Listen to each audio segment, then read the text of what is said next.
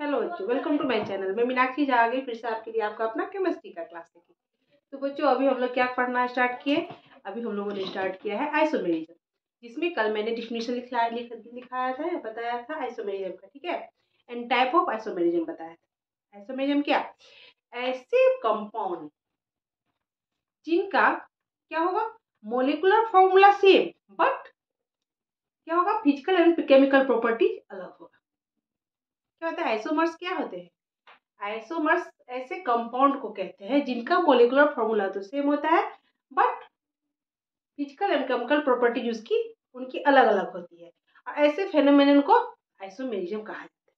तो isomerism mainly कितने तरह के होते हैं? टू टाइप के होते हैं। एक होता है स्ट्रक्चरल आइसोमेरिज्म एंड एक स्टेरियो आइसोमेरिज्म। स्ट्रक्चरल आइसोमेरिज्म को 5 पार्ट में डिवाइड किया गया। कौन कौन सा था? पहला क्या था? पहला चेन आइसोमेरिज्म, दूसरा पोजीशन आइसोमेरिज्म, तीसरा फंक्शनल ग्रुप आइसोमेरिज्म, चौथा मेटामेरिज्म एंड पांचवा कौन सा था? पांचवा था टीटोमेरिज्म। ठीक। एंड स्टेरियोमेरिज्म को भी 2 पार्ट में डिवाइड किया गया। फर्स्ट क्या है? फर्स्ट होगा आपका कन्फॉर्मेशनल आइसोमेरिज्म एंड दूसरा कॉन्फिगरेशनल आइसोमेरिज्म। कॉन्फिगरेशनल आइसोमेरिज्म को भी 2 पार्ट में डिवाइड किया गया। एक क्या? First geometrical isomerism and second optical isomerism, जिसमें कि पिछले क्लास में हम लोगों ने चेन आइसोमेरिज्म को डिफाइन करके विथ एग्जांपल देख लिया। आज हम स्टार्ट करने वाले हैं क्या, पोजीशन आइसोमेरिज्म। पोजीशन आइसोमेरिज्म किसे कहते हैं? नाम से ही पता चलता है, ऐसे कंपाउंड या 2 और मोर देन 2 कंपाउंड क्या डिफर करता है उनका मोलिकुलर फॉर्मूला तो सही रहता है, सेम होता है। The position of substituent atom और फंक्शनल ग्रुप डिफर करता है। क्या होता है? पोजीशन, पोजीशन से पता चलता है उसका पोजीशन चेंज करता है। किसका? फंक्शनल ग्रुप या सब्स्टिट्यूएंट का। आ गई बात समझ में? अब एग्जांपल देखिए, इसमें डिफिनेशन मैंने क्या लिखा है, when 2 or more compounds differ in the position of substituent atom or functional group on the carbon skeleton, carbon के ढांचा पे उनका फंक्शनल ग्रुप का पोजीशन या सब्सट्रेट का पोजीशन डिफर करता है, लेकिन मोलिकुलर फॉर्मूला तो सेम रहेगा। तो ऐसे कंपाउंड को क्या कहते हैं? कौन सा? पोजीशन। इस फेनोमेनन को पोजीशन आइसोमेरिज्म कहते हैं और ऐसे कंपाउंड क्या कहलाते हैं? पोजीशन आइसोमर कहलाते हैं। आगे बात समझ में? जैसे देख लीजिए, फॉर एग्जाम्पल ये क्या है? ठीक, 1 2 3 4, एक कार्बन, 2 3 एक 4 कार्बन। क्या कहा? ब्यूटेन। ब्यूट पहला पोजीशन पर इन है ना, तो पहले पोजीशन को 1 लिखना ओमिट कर देता है लोग, इसको क्या कहता है? ब्यूट इन। इसका फॉर्मूला सेम टू सेम कितना होगा? इसमें 1 2 3 4, तो C4 एंड कार्बन की संख्या यहाँ क्या होगी? 1 2 3 4 5 6 7 8 9 10, H10। आगे बात समझ में? Same to same. अब यहाँ देखो,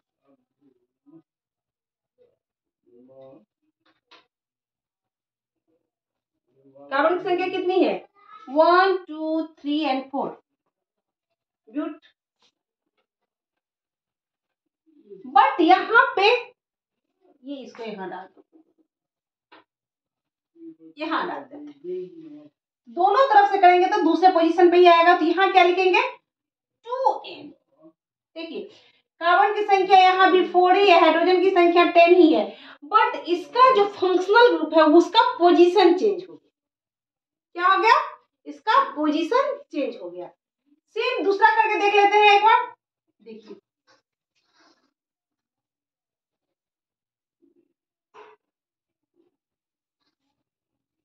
यहाँ सब्स्टिट्यूएंट करके देख लेते। देखिए, यहाँ CH3 डाल दिए और ये यहाँ पे डाल दिए, मान लीजिए फॉर्मूला तो सेम होगा, 1 2 3 4 5। ठीक, तो क्या हो जाएगा? 1 2 3 1 2 3 4 and 5, तो क्या कहलाएगा? 3 मिथाइल पेंटेन।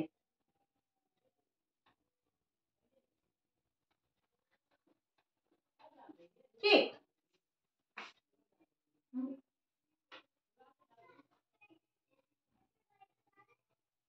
फॉर्मूला देखिए सेम, यहाँ पे सब्स्टिट्यूएंट चेंज कर लिया, पोजीशन चेंज हो गया। CH3 सेम टू सेम है, 1 2 2 पोजीशन पे आ गया। यहाँ 2 मिथाइल पेंटेन। आगे बात समझ में। इसकी जगह पे अगर हम यहाँ पे क्या रख दें, यहाँ पे OH डाल दें, फंक्शनल ग्रुप, यहाँ पे OH डाल दें, सेम टू सेम हुआ। तो क्या हुआ? फॉर्मूला तो सेम हो गया, फॉर्मूला सेम हुआ, बट क्या होगा? इसका पोजीशन चेंज हो गया। फंक्शनल ग्रुप या सब्स्टिट्यूएंट का किस पे? कार्बन के स्केलेटन पे। तो इसलिए इसे क्या कहते हैं? Position isomerism. यहाँ तक समझ में आ गया बच्चों बात। अब आते हैं हम लोग किस पे? अब आते हैं फंक्शनल ग्रुप आइसोमेरिज्म। तो चलिए स्टार्ट करें। अब आते हैं फंक्शनल ग्रुप आइसोमेरिज्म। नाम से ही फंक्शनल ग्रुप आइसोमेरिज्म, यानी यहाँ पे जो हो रहा है वो फंक्शनल ग्रुप के कारण ही हो रहा है। यहाँ पे तो पिछले में हम लोग जो पोजीशन आइसोमेरिज्म जो पढ़े थे वहां पे था क्या? जो फंक्शनल ग्रुप का पोजीशन चेंज हो जाता है। क्या हो रहा है? फंक्शनल ग्रुप का पोजीशन चेंज हो रहा है, इसलिए वो position isomerism. Functional group isomerism क्या है? इसमें क्या है? फंक्शनल ग्रुप आइसोमेरिज्म में मोलेकुलर फॉर्मूला सेम है, बट यहाँ फंक्शनल ग्रुप ही चेंज हो जाता है। अब क्या?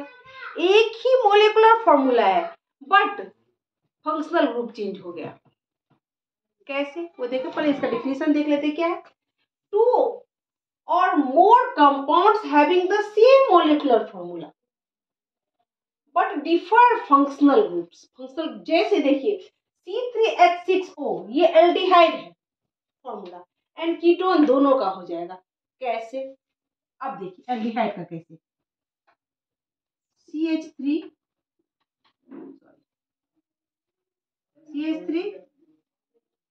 CH2 C double bond OH। Carbon की संख्या कितनी है? 1 2 and 3। हाइड्रोजन की संख्या 3 2 5 and 6।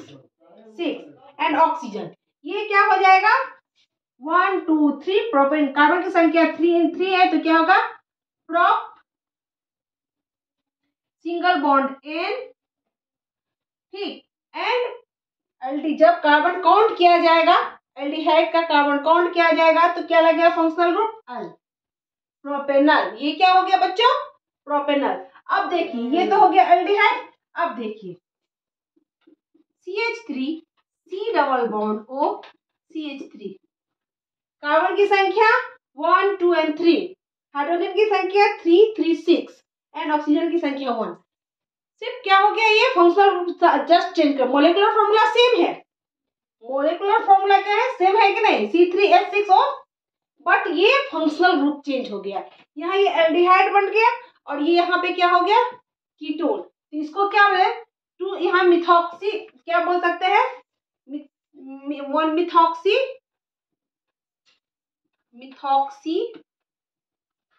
मीथेन, इसे मिथॉक्सी मीथेन बोलते हैं। ठीक, क्या बोलेंगे इसे? मिथॉक्सी मीथेन बोलेंगे, या इसे दूसरा क्या बोल सकते हैं बच्चों? एसीटोन, इसे एसीटोन भी बोल सकते हैं। आगे बात समझ में यहाँ तक? तो अभी मैं एक चार्ट बनाने जा रही हूँ। ये क्या है तो सेम, मोलेकुलर फॉर्मूला सेम है, बट फंक्शनल ग्रुप इसका दोनों का अलग हो गया। तो कुछ और भी है, मेन मैं उनका बता देती हूँ, ठीक है? उसका चार्ट आप लोग याद कर लीजिएगा। तो चलिए स्टार्ट करें। चलिए चार्ट देख लीजिए बच्चों। CnH2n फॉर्मूला किसका है? अल्केन।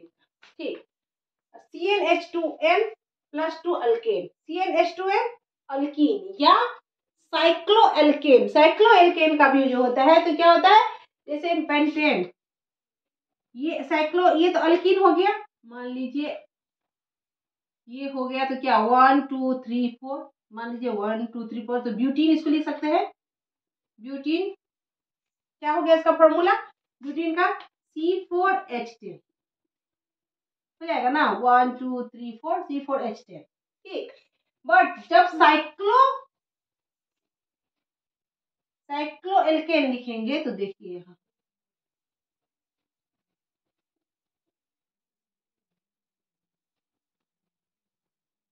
तो यहाँ पे भी कार्बन की संख्या क्या हो जाएगी 1 2 3 4 और हाइड्रोजन की संख्या 10, ठीक है। तो ये साइक्लो एल्केन होगा, ये अल्कीन है वहां अल्केन में आ जाएगा। वैसे ही CnH2n-2 अल्काइन होता है तो ये साइक्लो अल्कीन में आ जाएगा, ठीक। दोनों सेम होगा, molecular formula same, but functional group क्या हो गया अलग। यहाँ alkene alkyne alkene alkane alkane. आ रही है बात समझ में। CnH2n+O अल्कोहल या ईथर, CnH2nO क्या हो जाएगा एल्डिहाइड, एल्डिहाइड या कीटोन या अनसैचुरेटेड अल्कोहल या cyclic ether. CnH2n+O2 carboxylic acid या एस्टर या हाइड्रोक्सी। ये याद करना है बच्चों, ये याद करना बहुत जरूरी है। पहले तो इसका स्क्रीनशॉट ले लीजिए, इसको अच्छे से याद कर लीजिए। अब एग्जांपल करके मैं दिखलाती हूँ, ठीक है। जैसे पहला एग्जांपल मैं दिखलाती हूँ। मेन जो होता है तीन, एक एल्डिहाइड एंड कीटोन का मैंने बता दिया, फिर से मैं इसको रिपीट करूंगी। पहला क्या है कार्बोक्सिलिक एसिड एंड एस्टर, इसका फॉर्मूला क्या होता है CnH2n+O2। अब यहाँ देखिए, यहाँ ले लिया मैंने, क्या ले लिया यहाँ C3H6 एंड यहाँ पे O2 ले लेते हैं। अब इसको कैसे बनाएंगे देखते हैं। CH3 CH2 C double bond OH। अब ये क्या है 1 2 3, कार्बन की संख्या 3 है, हाइड्रोजन की संख्या 3 2 5 1 6 हाइड्रोजन। अब इसको क्या करते हैं, देखिए ये क्या हो गया, कार्बन की संख्या 3 है तो प्रोप सिंगल बॉन्ड N और ये ओइक एसिड, क्योंकि कार्बन काउंटर है तो प्रोपेनोइक एसिड, इसे क्या कहेंगे प्रोपेनोइक एसिड। आ रही है बात समझ में बच्चों, इसे क्या कहेंगे प्रोपेनोइक एसिड। अब एस्टर के रूप में इसको देखिए, जैसे क्या हो जाएगा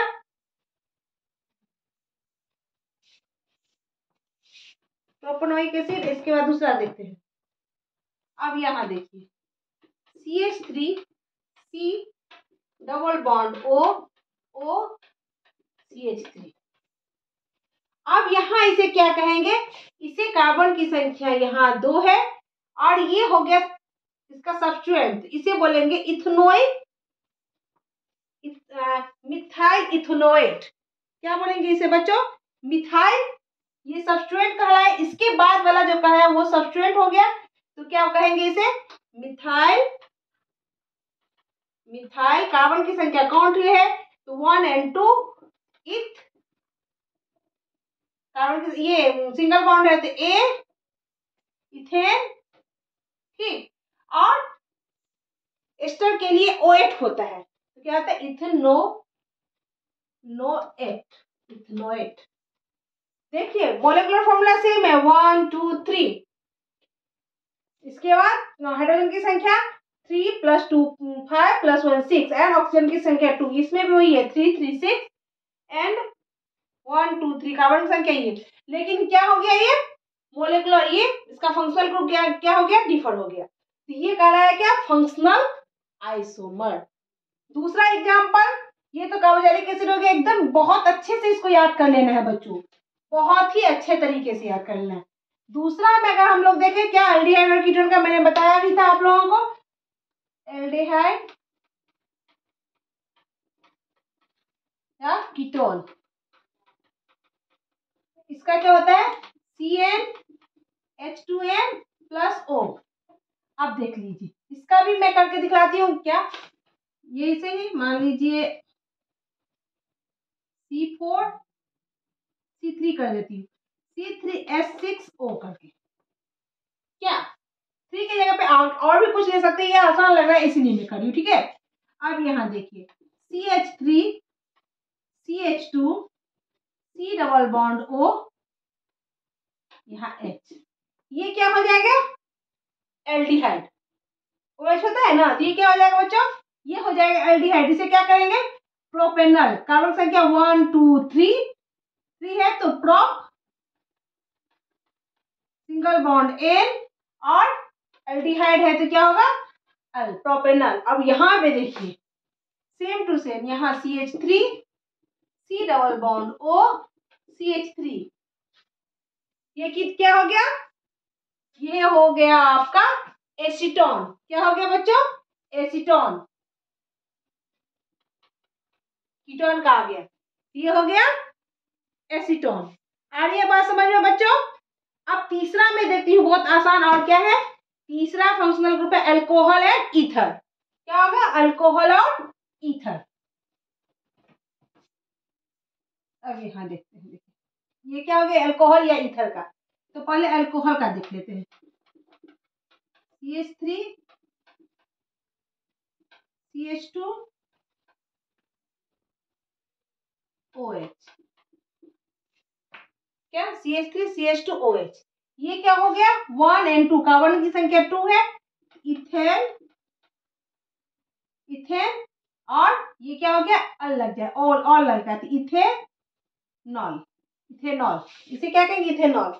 और वहीं पे जब इसको ईथर के रूप में कैसे हो जाएगा तो देखिए CH3O CH3, इसे क्या कहेंगे डाई मिथाइल ईथर।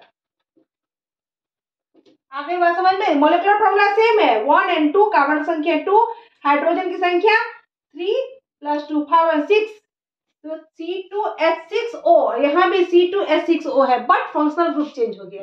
इस तरह से आज हम लोगों ने क्या देखा, position isomerism and functional isomerism. Functional isomerism का हम लोगों ने चार्ट भी बना के देखा, ठीक है, और अच्छे से विथ एग्जाम्पल देखा। आई होप आप लोगों को अच्छे से समझ में आ गया होगा, ठीक है। तो जितना हो सके बहुत अच्छा अभी चैप्टर सबका हो रहा है और बहुत ही यूजफुल है, जितना हो सके खुद भी इसको अच्छे से याद कर लीजिए और अपने दोस्तों में भी इसको शेयर कीजिए। जिन्होंने सब्सक्राइब नहीं किया है जल्दी से सब्सक्राइब कर लीजिए, लाइक कीजिए, और जो नहीं समझ में आ रहा है तो कमेंट कीजिए। तब तक के लिए टेक केयर, बाय बाय।